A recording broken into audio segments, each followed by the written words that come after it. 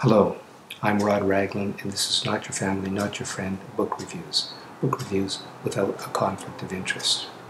On this channel, I not only review the books by self-published authors, I also offer up some advice on how to improve their writing.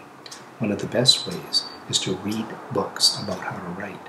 It's also one of the least expensive, since most of these books can be borrowed from your local library. I'm reviewing two books today, one about how to write a beginning that will hook your readers, and the other about understanding and better utilizing the creative process. Hooked. Write fiction that grabs the reader at page 1 and never lets them go, by Les Edgerton. Most writers would agree the beginning of a story is the most important part. That's where the reader gets hooked and continues to read on or abandons the book. In Les Edgerton's book, Hooked, write fiction that grabs the reader at page 1 and never lets them go, he describes in broad strokes, fine strokes, and with examples how to achieve the goal that his title proclaims. According to Edgerton, you can't write the opening until you know in significant detail who your protagonist is and what the story is about. To do this, you must first identify your hero or heroine's story-worthy problem.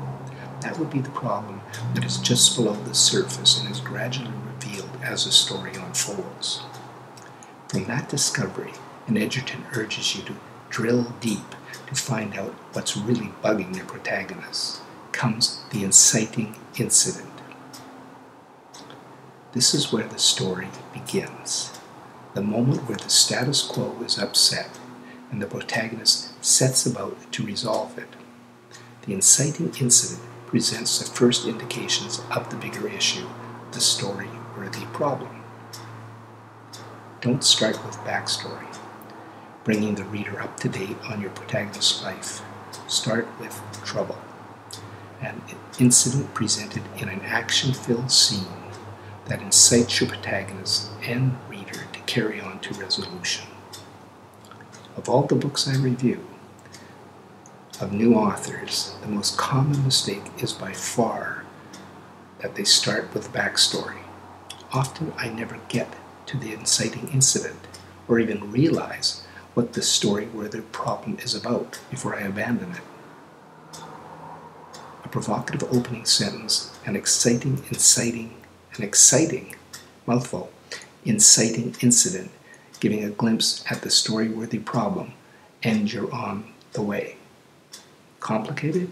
Maybe, but Edgerton hammers it home again and again with examples. Hooked may very well be the most important book you'll read about writing. Edgerton writes in a non-academic, easy-to-understand language, includes entertaining examples, and gives agents and editors the last word on the most common mistakes made in the manuscripts they see. And, you guessed it, a bad beginning ranks right up there.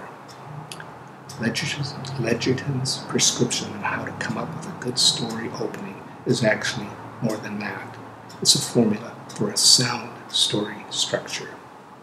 I give Hooked 4 stars on Amazon. The Writer's Process, Getting Your Brain in Gear by Anne H. Janzer. I came to this book, The Writer's Process, Getting Your Brain in Gear, with extreme prejudice. I find it hard to believe creativity can be taught and am suspect of anyone who claims it can be. After reading Anne Janzer's book, I still feel that way, but she's made me believe that creativity can be nurtured and maybe even enhanced. Janzer's approach is scientific and is backed by experts in the field of psychology and cognitive study. But understanding the mental process doesn't tell us how to activate it. What the author sets about to do is label groups of mental processes that we can activate when needed. The book is divided into 3 parts. The first part, the inner gears, describes how the brain works, using the term scribe for the area of focus, discipline, and writing craft, And process like intuition, creativity, and empathy are the domain of the muse. The second part, the process, start to finish, sets forth and elaborates on the 7 steps of writing, of the writing process, beginning with research and ending with publication. Chapter on revision itself, in itself, is worth the price of the book. Part 3, Writers in the World, has some practical advice on how to address problems all writers face, including finding time to write, dealing with criticism, and working through writer's block. If you're a creative person, specifically a writer, you're likely incorporating many of the suggestions Janzer puts forth in the writing process. If that's the case, this book will not be so much as a revelation as a validation. And what's wrong with that? I gave this book 4 stars on Amazon. I received this book free in hopes of an honest review. I want to thank Les Edgerton and Janzer for their hard work and commitment they put into these worthwhile endeavors. This is not a commercial site. I'm not interested in accumulating likes or subscribers to influence advertisers or get free books or whatever, but I am interested in your comments. What motivates you to write? Whatever it is, keep writing, and remember what Nietzsche said: art is a proper task in life.